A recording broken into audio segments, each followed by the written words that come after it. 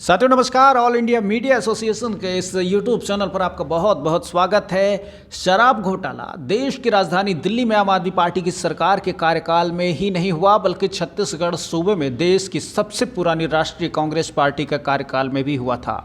इतना ही नहीं, दिल्ली के मुख्यमंत्री अरविंद केजरीवाल, डिप्टी सीएम मनोज सिसोदिया पर शराब में शामिल होने का आरोप था। छत्तीसगढ़ में पूर्व मुख्यमंत्री भूपेश बघेल और उनके बेटे पर भी उंगली उठ रही है। पिछला लोकसभा चुनाव इन दोनों ही पार्टियों ने इंडी गठबंधन में शामिल होकर लड़ा था। यानी यहां पर चोर चोर मौसेरे भाई की कहावत बिल्कुल सटीक बैठ रही है।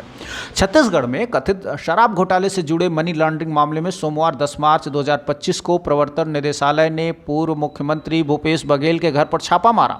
रेड के दौरान ईडी को 30 लाख रुपए नगद, पेन ड्राइव और कुछ दस्तावेज मिले हैं। ईडी ने इस मामले में राज्य भर में 14 जगहों पर छापेमारी की थी, जिसमें भूपेश बघेल के बेटे चैतन्य बघेल और उनके करीबी लक्ष्मी नारायण बंसल यानी पप्पू बंसल के ठिकाने भी शामिल हैं। छापेमारी के बाद ईडी की टीम पर हमलों की खबरें भी सामने आई। कांग्रेस कार्यकर्ताओं ने ईडी के अधिकारियों को घेर लिया, जिससे पुलिस के हस्तक्षेप करने की बात सामने आई। कार्यकर्ताओं ने ईडी की गाड़ी पर पथराव किया। छत्तीसगढ़ में ईडी की टीम पर हमले के बाद मामले ने और तूल पकड़ लिया और अब सरकारी निगाहें चैतन्य बघेल से पूछताछ और आगे की कानूनी कार्रवाई पर टिकी हुई हैं।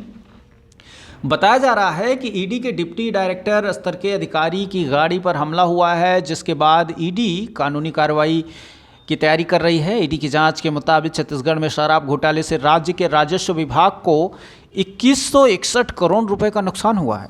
चैतन्य बघेल को घोटाले से जुड़े पैसे मिलने के सबूत मिले, जिसके चलते ईडी ने उन्हें पूछताछ के लिए मंगलवार को तलब किया। अवैध तरीके से निकाले गए पैसों को अलग अलग योजनाओं के माध्यम से हेरफेर कर दिया गया। छापेमारी से पूर्व मुख्यमंत्री बघेल ने ईडी की कार्रवाई को राजनीतिक साजिश बताया। उन्होंने कहा कि चुनाव के समय विपक्ष को डराने के लिए ईडी का इस्तेमाल किया जा रहा है। बघेल ने कहा कि मैं अखबार पढ़ रहा था और चाय भी पी रहा था, तभी ईडी की टीम आई और मैंने उनसे कहा कि उनका स्वागत है और मैं महीनों और सालों से उनका इंतजार कर रहा था। मेरी पत्नी, 3 बेटियां, बेटा, बहू, पोते और पोतियां यहाँ रहते हैं। हम खेती करते हैं और इस संयुक्त परिवार में हम 140 एकड़ ज़मीन पर खेती करते हैं। हमारे पास वही था जो हमने घोषित किया है।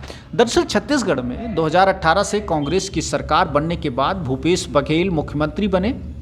2019 से 2022 तक राज्य में शराब घोटाले की योजना बनाई गई और इसे लागू किया गया। प्रवर्तन निदेशालय के मुताबिक ये पूरा घोटाला सरकार की नाक के नीचे हुआ है, जिसमें शराब से अवैध कमाई की गई और राज्य के राजस्व विभाग को भारी नुकसान हुआ।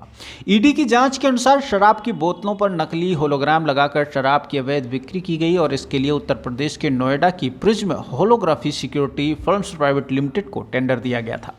ये कंपनी होलोग्राम बनाने के लिए पात्र नहीं थी, लेकिन फिर भी सरकारी नियमों में बदलना और टेंडर जबरन दे देना, इस बात का भी इसमें खुलासा हुआ है।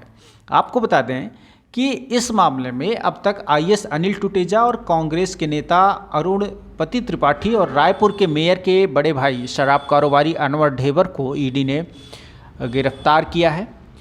इस तरह जो कार्रवाई हो रही है, इससे अब कांग्रेस के अन्य नेताओं में भी खलबली है कि कहीं तार उन तक भी न पहुंच जाएं।